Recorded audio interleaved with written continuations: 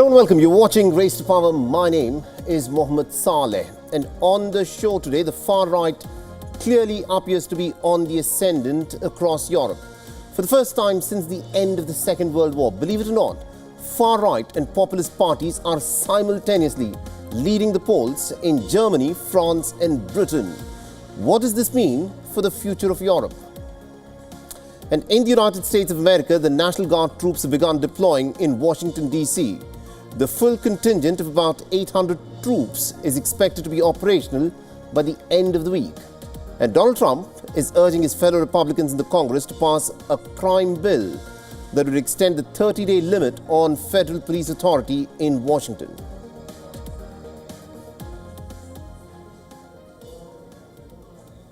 But let's, of course, first start with what is happening in Europe. And this is happening for the first time where far-right and populist parties are clearly and simultaneously leading the polls in Germany, France and Britain, that are Europe's three largest economies. A new survey in Germany by broadcaster RTL has put the alternative for Germany at about 26%, polling well ahead of the ruling Christian Democrats at 24% for the first time. Now, the party is under surveillance by Germany's intelligence services over suspected extremism. The far-right AfD came second at 152 seats in the recently concluded elections. They also have achieved a bit of a historic success with a big victory in the provincial elections last year. Now, in France, Marine Le Pen's national rally has long led the polls ahead of the 2027 presidential elections, and France's Marine Le Pen barred from running for the public office after conviction in the fake job trial.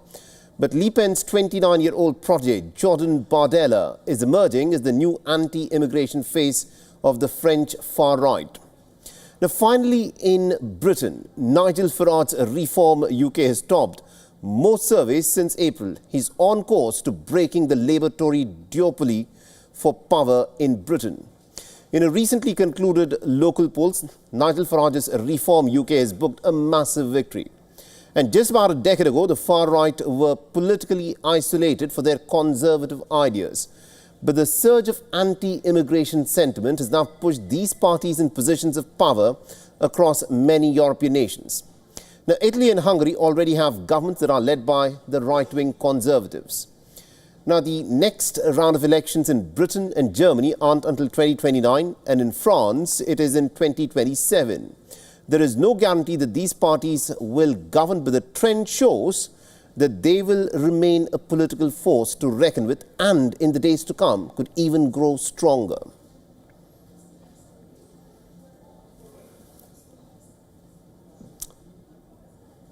All right, now to help us make sense of what's happening in European politics, we joined this broadcast by Mr. Adam Schwartz, who's a writer and also a political commentator.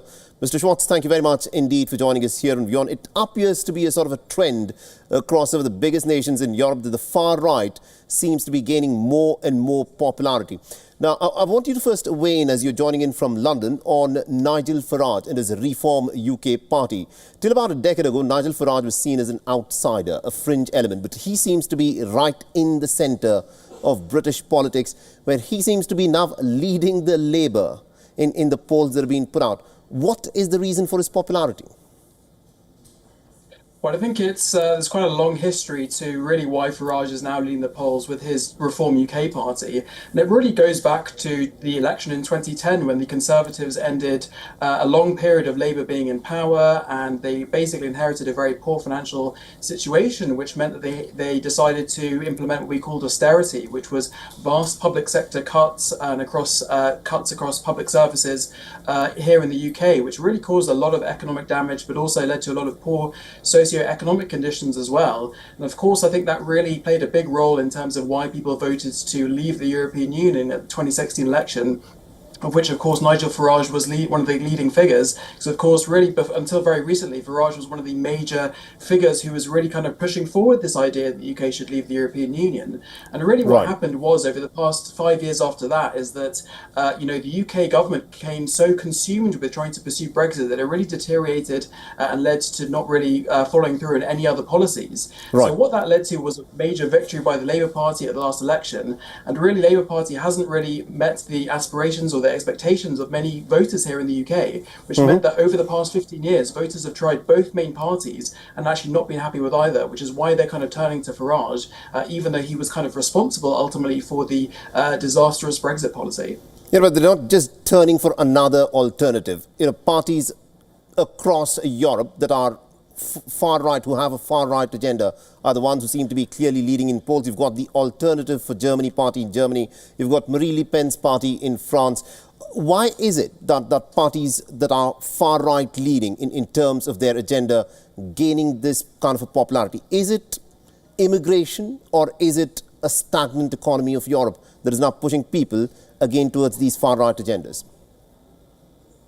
Well, I think there are lots of several, reasons why the far right are really emerging across Europe, really for the first time, as you mentioned in your introduction, for the first time since the Second World War. And obviously they are largely based on local issues, but I think there are trends really that follow all far right parties across Europe. I think that broadly, I would say, kind of fall into three main areas. The first, I would say, is the poor socio-economic conditions that have resulted from the Great Recession, from the COVID pandemic, and the economic fallout of Russia's invasion of Ukraine. And really over the last 15 years, voters across Europe have trusted mainstream parties to try to resolve those. And now ultimately electorates haven't really been happy with the results. So of course they are turning to populists who basically offer false, very quick fix solutions, which sound very tempting to voters, but in reality actually make things much worse. I think you also have a sort of movement within far right parties themselves who kind of have essentially decided to have quite cosmetic change in a way to basically market themselves to be kind of less synonymous with the traditional far-right narratives, let's say, that we saw in the Second World War and the symbolism, while maintaining their existing ideology. So, for example, instead of talking about racial purity, they now talk about cultural identity. So I think, that has kind of been a process of detoxification to kind of market themselves to appeal to a wider audience, which is clearly working. But I think there's also this other element, which is really, over the past 20 years, we've seen an emergence of a kind of unregulated social media, which has really created safe space for the far right to actually project their narratives and really to radicalize populations in which way they weren't doing before. So I think the kind of chain reaction of all of those together has led to this surge in the far right. Interesting. We'll have to see as to how politics across Europe unfolds. Thank you very much indeed, Mr. Adam Schwartz, for joining us with that perspective there. Good to be with you. All right, let's now shift our attention to what is happening in the United States of America, where Donald Trump has once again claimed that he is the highest-rated Republican president. Now, the claim comes amidst his approval ratings hitting the lowest levels in the first 6 months of his presidency. Now, the American president claimed that he's in fact the highest-polling Republican president in American history. He does not mention the name of the poll that he's referring to. He also does not clarify if he's referring to the overall ratings or his ratings amongst the Republicans. Now, amongst the Republican voters, Trump's approval ratings remain pretty high, with 88% of Trump supporters still saying that they are satisfied with his performance as president. But these numbers are similar to many other Republican presidents. Amongst the last 6 Republican presidents, Trump stands second after Dwight Eisenhower, who had the approval ratings of 91% after 6 months in office. Now, in the case of all voters in America combined, the data throws a very different picture. Donald Trump's overall approval ratings after 6 months in office remains the lowest amongst the last 6 Republican presidents, including George W. Bush, going back to Dwight Eisenhower. The 5 previous Republican presidents who are polling ahead of Trump, with Dwight Eisenhower having the highest overall rating of 60% after 6 months in office. Now, Trump's overall approval is bogged down by his low popularity amongst the Democrats and also the independent voters. The rising cost of living and the tariff war costs can further take it down if the American president fails to deliver the good financial outcomes on tariffs that he's been promising the American people.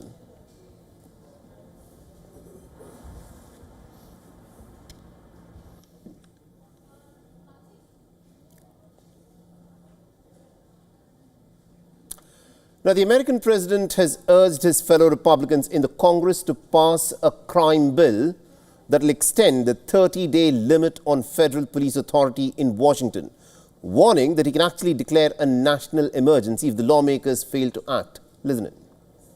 Well, if it's a national emergency, we can do it without Congress, but we expect to be to Congress, before Congress, very quickly. And again, we think the Democrats will not do anything to stop crime, but we think the Republicans will do it almost unanimously.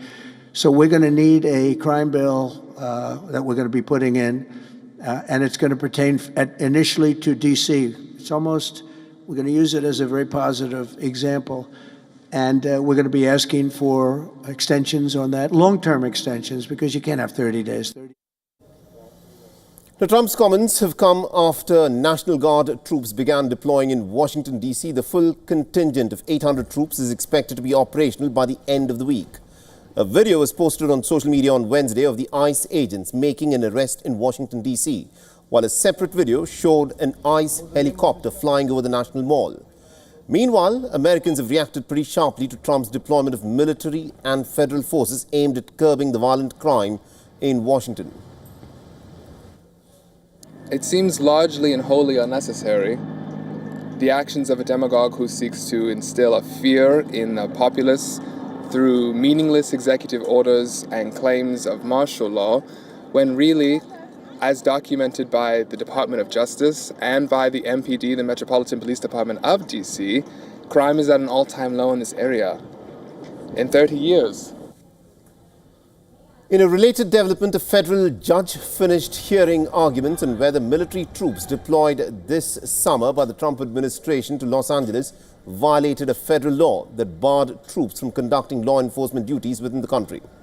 The Judge Charles Brewer will decide whether the 1878 Posse Comitatus Act was violated by the 4,700 California National Guard members and Marines that were sent following protests in Los Angeles.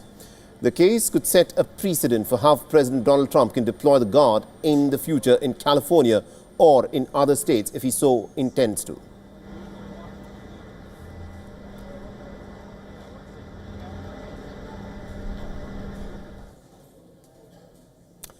Britain's Foreign Minister David Lammy faces the prospect of a $3,394 fine after admitting that he fished without a license during a trip last week with the American Vice President J.D. Vance. The two, interestingly, were photographed by media as they were fishing at the Foreign Minister's Chevening country residence in southeast England. Now, before the start of a bilateral meeting during Vice President's working holiday to the United Kingdom. Now, during a joint press appearance, J.D. Vance playfully remarked that the only strain on the US-British special relationship was that while his 3 children caught fish, the British Foreign Minister did not. Now, under the British law, anglers must hold a valid rod license, regardless of whether they catch fish or what location they actually go fishing. Now, any violation of this law can result in fines of up to £2,500.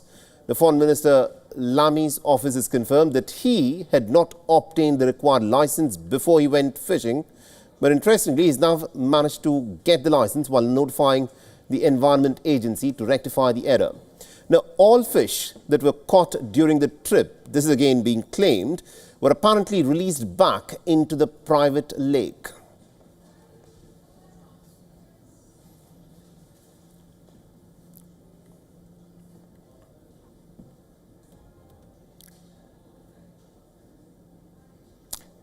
The anti-government protesters and the ruling party supporters clashed in northern Serbia after a night of violence that saw masked men hurl missiles and fireworks at campaigners against corruption.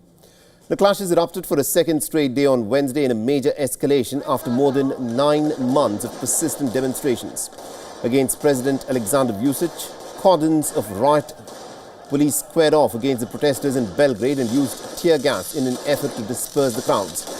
At one point, the demonstrators in fact threw water bottles at the police after they attempted to make an arrest.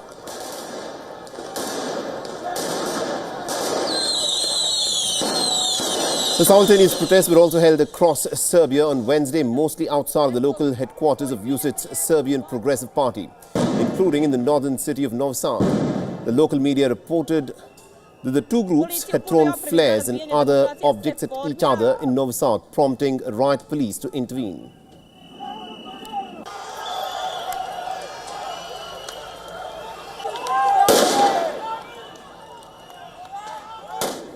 The Interior Minister Ivica Dacic said that at least one policeman was injured in Novi Sad and called for the return of law and order. Serbia's president, other government officials and pro-government media have repeatedly described the protesters as terrorists, though protests in Serbia since November have been largely peaceful.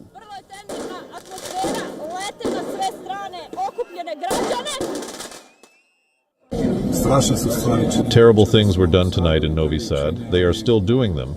But when you show will and desire to solve things with peace, endurance, and patience, then you always bring victory in the end.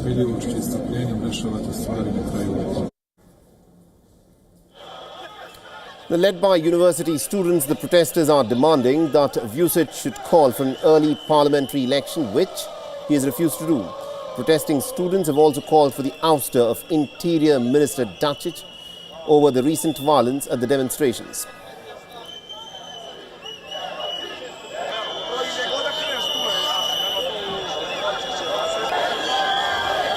The Wednesday's protests were organized in response to incidents on Tuesday evening in the northwestern town of Vjerbas, where riot police separated the protesters from the opposing camps outside the ruling party's office. The student-led protests in Serbia first started in November after a train station canopy collapsed in Novi Sad, killing 16 people and triggering accusations of corruption in state infrastructure projects.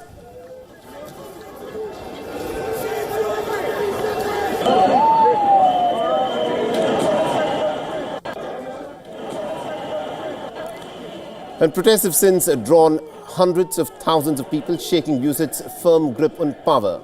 His supporters have recently started organizing counter-demonstrations, fueling fears of violence.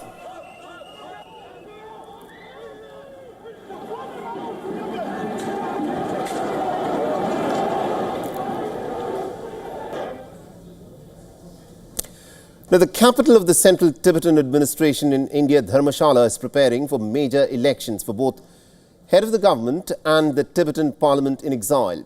Now, the Election Commission announced that the process will begin on the 1st of October this year, with the appointment and swearing in of 2 additional election commissioners to assist the Chief Election Commissioner.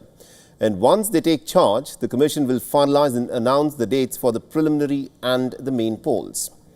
Now, the elections for the Tibetan government in exile follow a 2-stage process, starting with a preliminary vote where every eligible voter can now nominate the candidates. And these nominations are then shortlisted and confirmed. After withdrawals for the executive branch, only the president is directly elected. The winner then nominates up to 7 ministers that require confirmation by the parliament. The current Tibetan parliament in exile has 45 members, 10 representatives from each of the 3 traditional provinces of Tibet, 2 from each of the 4 schools of Tibetan Buddhism and the pre-Buddhist Bon religion. Now, 2 each representing the Tibetan communities in North America and Europe, and the remaining 1 representing Australasia and Asia. Now, both the president and the parliament serve 5-year terms. No president or minister can serve more than 2 consecutive terms, and the process is expected to start by the end of this year. The term of the current government comes to an end in 2026.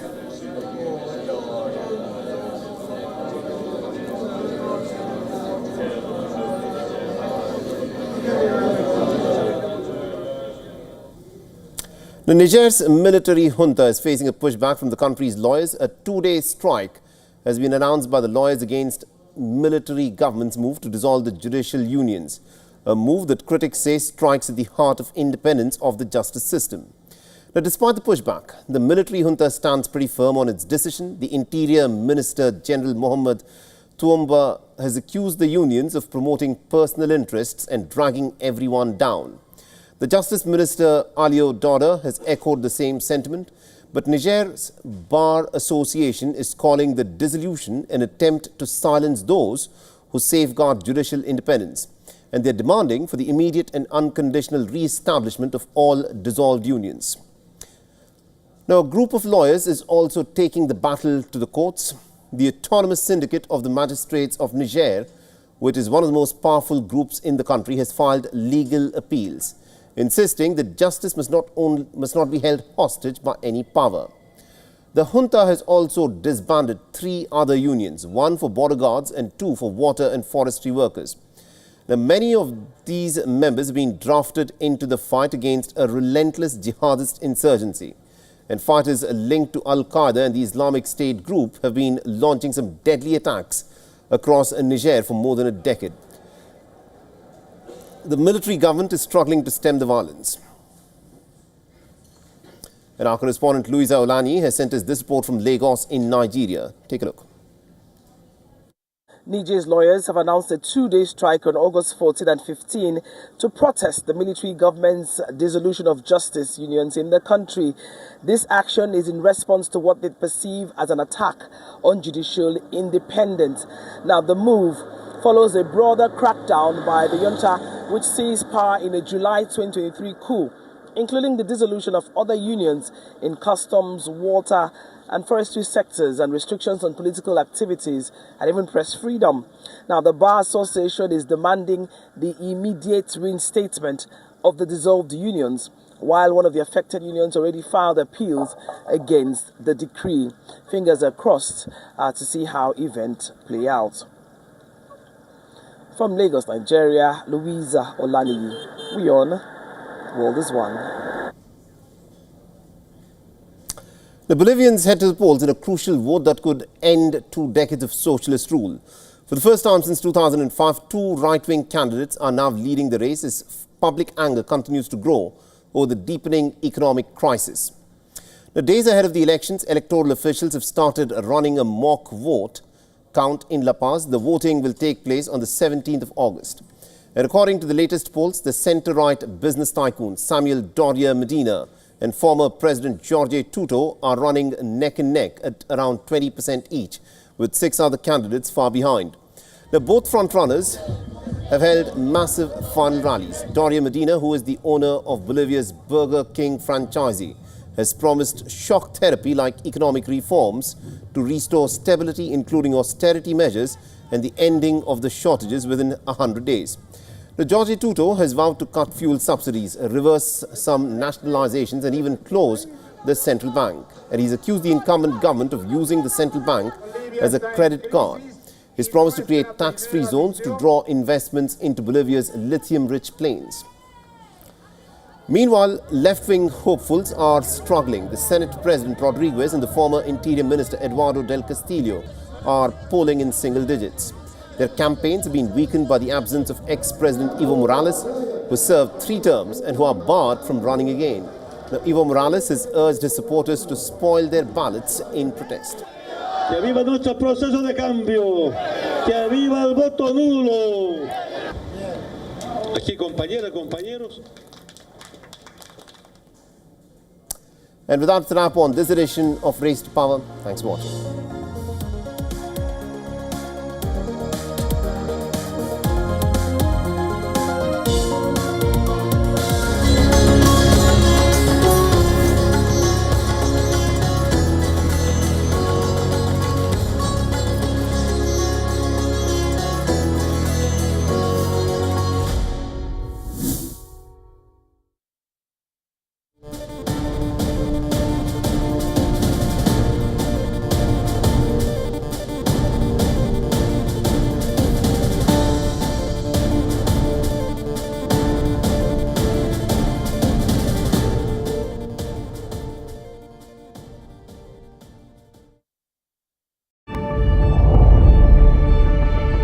The Earth is sending distress signals. Wildfires, droughts, and melting glaciers. Can we reverse the damage? Explore the harrowing effects of climate change. It's a wake-up call. Global emergency. Climate Tracker on WION World is One. WION, India's global voice, the channel that brings you the biggest stories from across the world through India's lens. Now available in more than 190 countries worldwide, because we believe that the world is one. Watch us in Africa, Europe, USA and Canada, South America, Asia Pacific, Middle East and North African regions. Also available on these digital platforms across the world. WION, World is One. From the bustling trading floors of Wall Street to the vibrant exchanges of Asian stock markets, WION breaks it down for you to make sense of what's happening. As we reveal the key factors behind events, strategic battles, and the game-changing business decisions that shape the world. We bring you all of this and more on World Business Watch.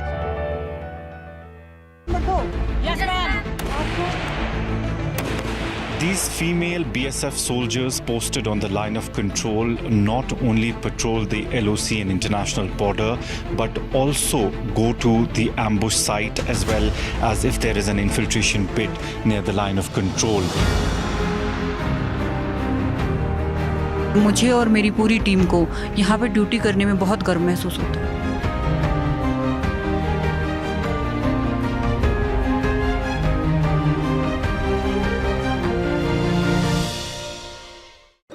The stress of our world can take a toll on our physical and emotional health. Here, in New York's Catskill Mountains, lies a luxurious place of healing called WION Wellness Center. The WION Wellness Center provides 500,000 square feet of natural methods to manage diabetes, hypertension, chronic pain, obesity, depression, anxiety, and other conditions. We use the traditions of centuries-old natural science from India, yoga, Ayurveda, acupuncture, and naturopathy in personalized programs that help you take charge of your own health. A minimum 5-day stay is recommended for best results. Book now at WION.com. From the bustling trading floors of Wall Street to the vibrant exchanges of Asian stock markets, WION breaks it down for you to make sense of what's happening. As we reveal the key factors behind events, strategic battles, and the game-changing business decisions that shape the world. We bring you all of this and more on World Business Watch. When I see these young women today leading troops, achieving so much, fighting jet planes, and it really fills me with a sense of fulfillment. Not only these two particular days, 26th January or 15th August, every day he makes us proud. And I hope that we, both of us, making him proud too.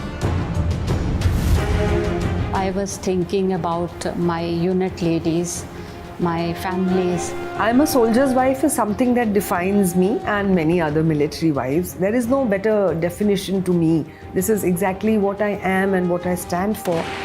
मुझे और मेरी पूरी team को यहाँ पे duty करने में बहुत गर्व महसूस होता है।